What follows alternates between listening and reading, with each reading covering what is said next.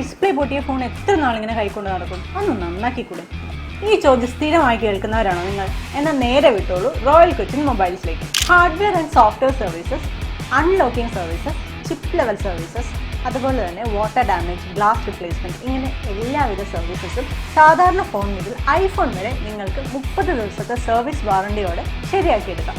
ഇനി നിങ്ങളുടെ കയ്യിലൊരു കേടായ ഫോണുണ്ട്, അത് എക്സ്ചേഞ്ച് ചെയ്യണമെന്നാണെങ്കിലും come to royal Cochin mobiles.